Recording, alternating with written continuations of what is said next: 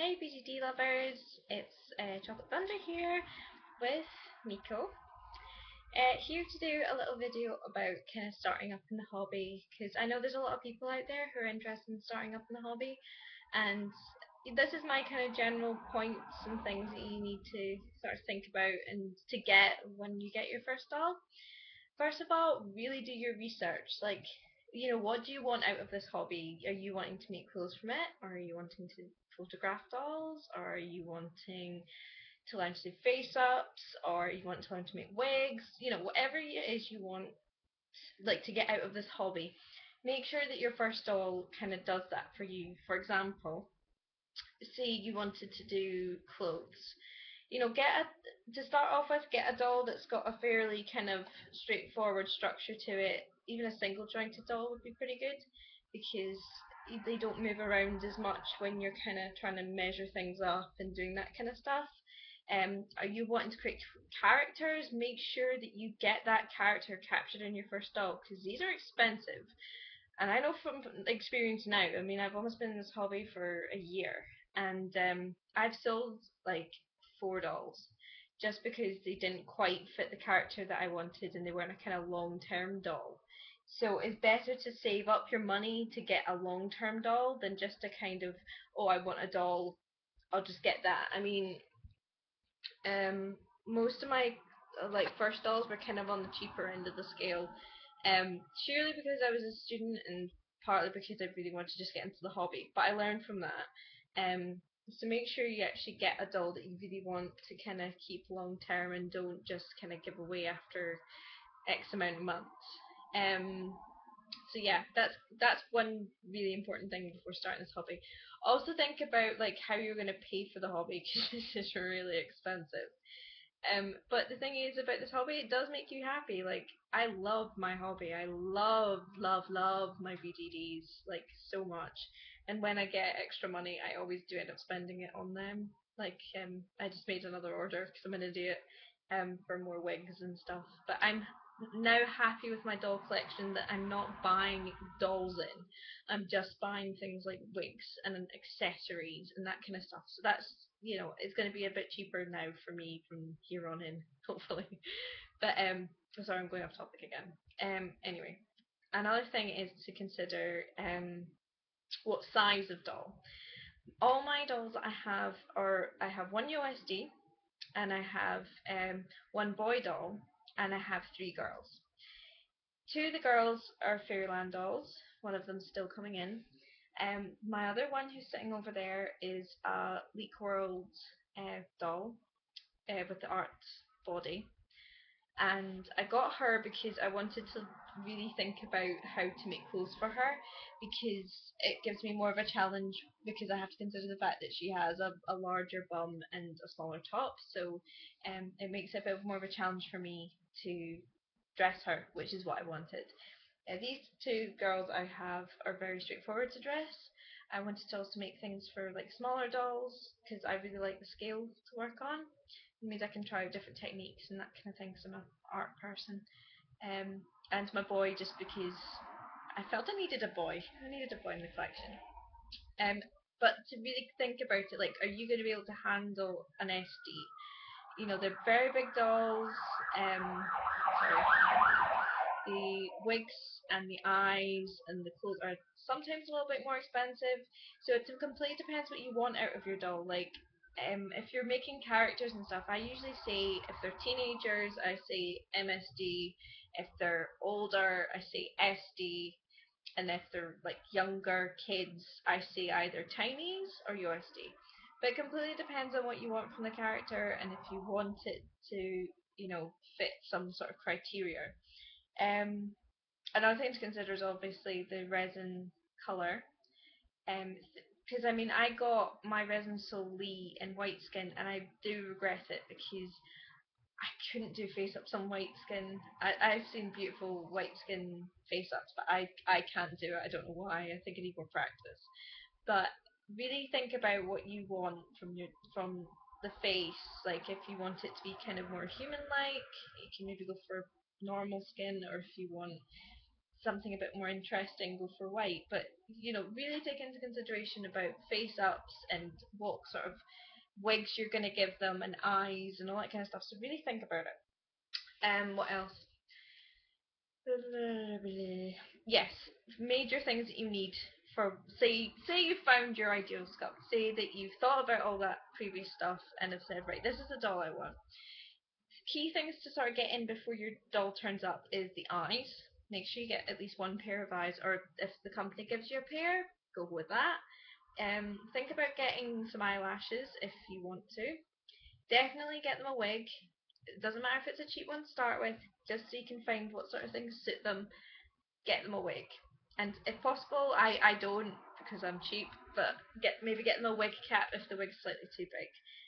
I don't with my dolls. I just use a balloon. I use DIY methods. Um, Secondly, get them a first set of clothes. Whether it's a set or whether it's a couple of pieces or if it's just like a dress or something like that, get them something so that when they come, they'll have something to wear. Secondly, if possible, get them underwear or something to prevent staining of any of the clothes that you give them. I've had problems with staining in the past. With my resident Lee, she was white skinned. She stained off like really badly. But I've not had a problem with them with my other dolls. But really think about getting them underwear. It's also just I find it weird if I don't give my BJDs underwear, so I always do. Think about getting them maybe some socks and some shoes. It doesn't have to be the most expensive stuff to start with, because especially if you're new to the hobby and you're not sure if you're really going to stay in it for very long, then you don't want to be spending a lot of money on it. So go for kind of the cheaper end to start with, and then when you really get into the hobby, go for the more expensive. I mean, I've only just recently started forking out a fair bit for my dolls, surely because I'm now really into the hobby, and I had like someone give me some money for starting up uni, but they said, it was a choice between going to the Edinburgh Fringe Festival, which is near me, or getting some stuff for my dolls. And I kind of want to get some more stuff for my dolls because I've already been to the Fringe. So I went with the dolls, and that's how I ended up spending so much money. It's really bad. The other things you need to get for things like face ups and restringing. I'll just put her down here. You can just see her. This is like gold dust for doll owners. You usually get it from companies if they're decent, and most people, if you watch their videos on sort of shopping, will tell you who gives you these because they're brilliant. Basically, what it is a sponge, but it's a very special kind of sponge. It's got a kind of rougher texture to it, and basically what it does is it means that you can wipe things off when you're doing either face ups, or if it's already been if it's already been set into the doll, you can just wipe dust off. You can like use it for pretty much any sort of cleaning you want. I used it a lot on this girl when she came in because she really needed like her joints looked at, her joints scrubbed out. I gave her a full wipe down, and she looks a lot better for it and works a lot better for it. Another thing is I've only got this, but this will work, is some string or some ribbon or wool, but make sure it's tight wool for when you take off the heads if you're restringing. And also if when you're stringing back up, if you decide to restring your doll, it can help to pull the wire, blah, blah, blah, the elastic through to the point that you need them to be at. I mean, with this girl, she has the lock and key system, so I don't have any problems with her. My girl over there, my Lola Rose, she sometimes is a bit more tricky because she has the S hook, so you have to pull it up, pull the S hook out, put a chopstick through, or a pencil or something you can find to hold it. That's if you're just doing a face up to take off the head. Actually, I could show you how to do that right now. Actually, I might make another video on that because I've realised I've got 9 minutes. But basically, the basic principle is you hook it around the S hook, you pull it up, let the head slide up a little bit, put the chopstick through, take the S hook out, and take off the head. And that's good for face ups, and it can help when you're first restringing if you want to just see where everything's going, because if you let it just shoot for the body, you don't know how to do it. Another thing to get is some extra elastic. I've just started finding out about elastics. I've not had to really restring my girls apart from just tightening them. For MSD, you get the 3.5 millimeter string. I think anything smaller than that is 2.5 millimeter, and I think for bigger dolls, I think it's about ranging from between I think 5 and 6 millimeter.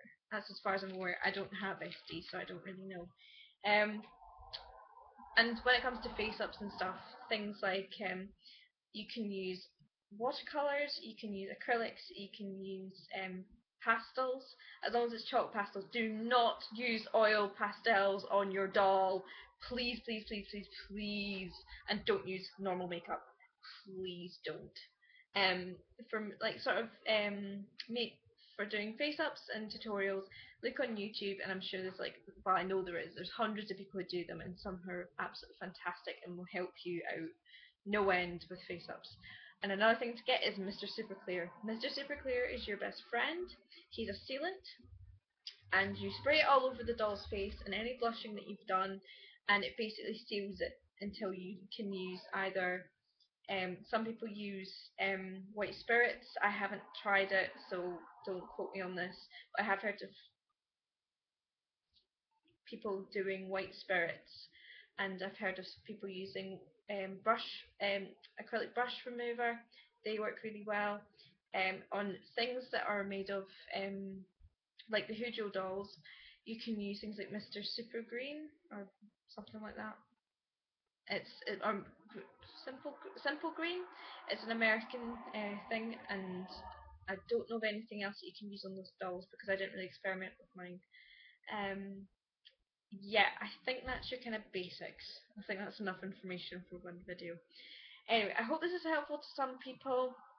And if you have any more questions, I'm more than happy to answer them. And yeah, just all have a really good day.